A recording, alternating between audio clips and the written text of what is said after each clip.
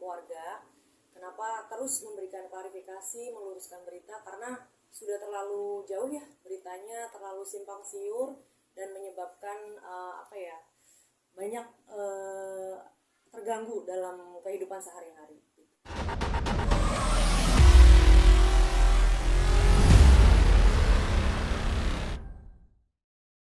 Semua yang sangat kami banggakan, perkenalkan, nama saya Fatuma Azahra. Saya selaku anak menantu dari mantan Bupati Cirebon, ya, Bapak Sunjaya dan Ibu Ayu. Ini adik kami tercinta, namanya Ramadhani Purwadisastra. Dan ini ada suami saya selaku anak pertama dari mantan Bupati Cirebon, yaitu Mas Satria Robi Saputra. Apa yang membuat akhirnya Mbak angkat bicara? Sebenarnya gini ya, saya mewakili keluarga.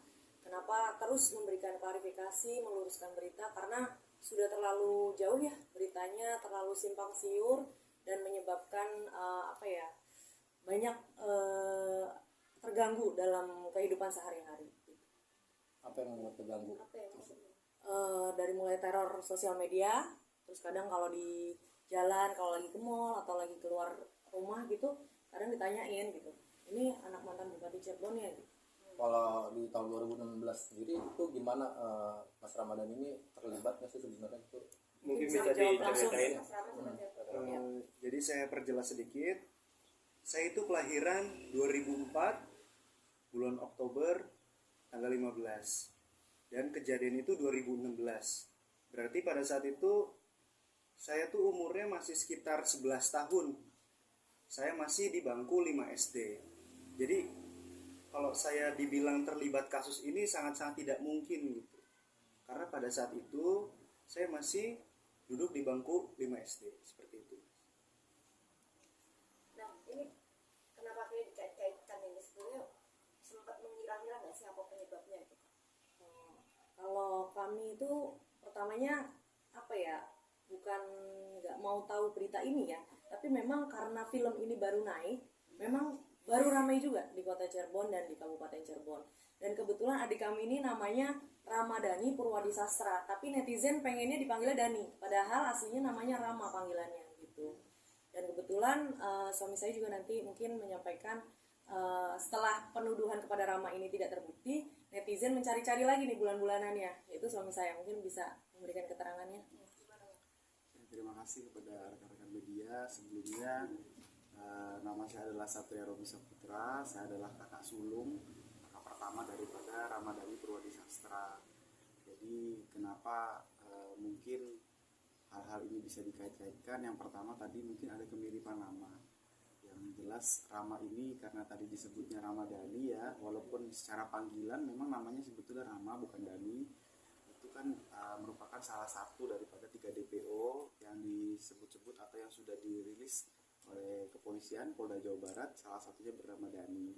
Dan tentunya tadi sudah dijelaskan juga daripada adik kami bahwa memang Rama ini pada tahun 2016 itu masih duduk di bangku SD begitu. Secara usia yang dirilis oleh dari Polda Jawa Barat itu, setahu kami ada 3 DPO. Yang pertama itu berusia 31 tahun, 30 tahun, dan 29 tahun.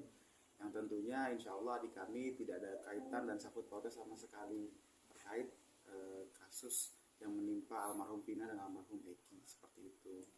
Artinya semua ini berawal memang cuma dari nama doang ya? Iya.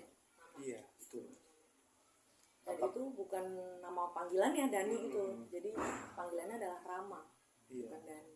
Terus juga karena ada beberapa akun media ya yang di TikTok maupun Instagram itu menggiring opini bahwa Dani ini nih anak pejabat besar gitu loh, betul. anak pejabat petinggi gitu, petinggi di Cirebon. Nah disangkut pautkanlah saya ini kebetulan namanya Dani, terus katanya petinggi di Cirebon disangkut pautin sama mama papa, seperti itu. Nggak melaporkan ke netizen ini nggak? Oh, ada niat untuk melaporkan. Kami sih sejauh ini belum melaporkan ya, tapi kami terus mengawasi aja. Karena kan sejujurnya kalau Rama ini kebetulan masih di kuliah ya, belum berumah tangga, tapi yang kebetulan sangat mengganggu ini kami yang sudah berumah tangga, karena kan jejak digital itu ada ya Mas ya.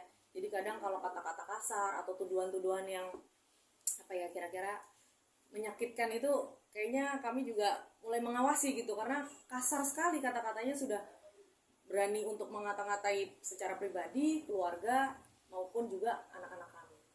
Kalau dari Mas Satria sendiri tahun 2016 itu ikut dalam geng motor sih Pak, karena kan tuduhannya ke adenya nggak dapat nih ke abang. Ani dan satunya lagi saya lupa namanya siapa ya. Yang jelas itu kan dicocoklogikan pertama dari nama. Yang jelas nama saya adalah Satria Robi Saputra, jadi tidak ada kaitannya dengan DPO yang dirilis oleh Polda Jabar, baik Peggy, Dani dan satunya lagi itu. Terus yang kedua adalah pada saat 2016 posisinya saya pada saat itu masih kuliah di Jakarta, karena saya lahir tahun 97. Pada saat itu mungkin saya umur 19 tahun begitu, dan itu saya masih kuliah di Jakarta di Universitas Al Azhar Indonesia.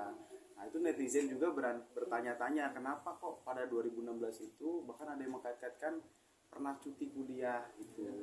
Nah, jadi ada yang jangan-jangan pada saat cuti kuliah ini kabur dan sebagainya gitu ya. Nah, itu juga saya perjelas lagi, karena pada saat 2016 itu saya dengan istri itu menikah di bulan November tanggal 20 2016. Jadi memang saya mengambil cuti kuliah pada saat itu, bukan dikait-kaitkan dengan adanya pelarian daripada DPO pada saat kasus almarhum Vina dan almarhum Eki seperti itu. Tapi dengan ada fenomena geng motor sendiri tuh kayak gimana kasus? Kebetulan teman-teman media, saya ini sekarang selaku kepala desa di Kabupaten Cirebon, dan saya sangat concern sekali dan terkait masalah isu geng motor. Jadi bukan hanya tahun 2016 saja, akan tetapi sampai dengan saat ini pun peristiwa geng motor itu masih terjadi di Cirebon, dan itu sangat mengerikan. Setiap malam itu, terutama malam minggu ya, kami itu memberdayakan perangkat desa, Linmas, Babin Kartipmas dan Babinsa itu untuk berjaga-jaga, karena di wilayah desa kami kebetulan itu wilayah yang cukup rawan. Itu dekat dengan, memang rada jauh dengan kasus kejadian Vina, akan tapi karena wilayahnya itu di wilayah pusat pusat perbelanjaan, pusat ekonomi ya di Cirebon itu sangat rentan sekali.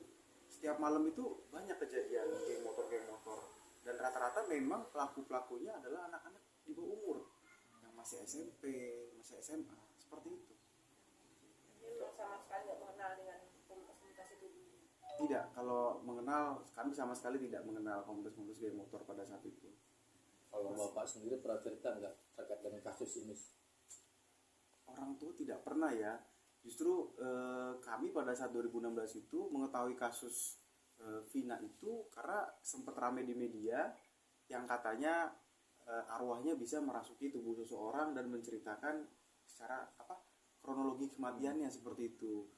Nah, karena kasus itu pada saat itu kami anggap sudah selesai ya, sudah case close, dan pada saat itu tidak terdengar, kami secara pribadi dan keluarga tidak mendengar bahwa ada kaitannya dengan 3 DPO yang hilang.